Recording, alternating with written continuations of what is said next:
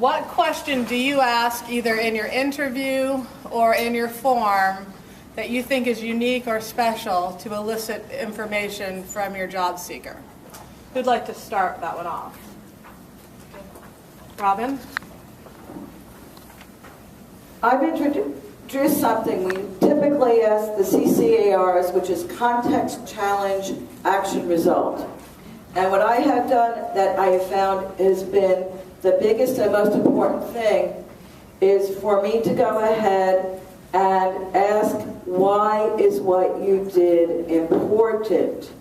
Even if you ask the context, to give back the context that they're in this job and they were asked to do something. And that truly is a context of what was going on. But why is what they did as part of that was important becomes to me the thing that has done a paradigm shift on many of my clients.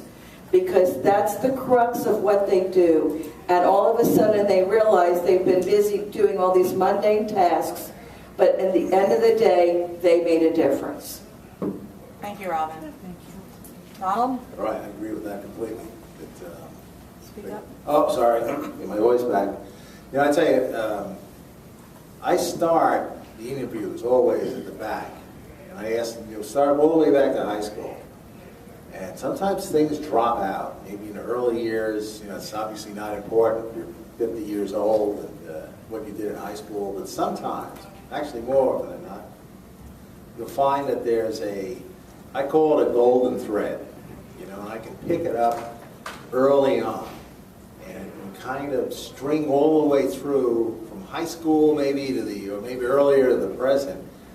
And in my mind, it gives coherence, and it can, instead of having a bunch of positions splattered on a wall, I can kind of tie them together a lot of times. And sometimes you see a lot of changes in a resume, looks a little incoherent. If I find that golden thread, I can pull them all together, and it looks perfectly logical. You've had 10 jobs in the last 10 years.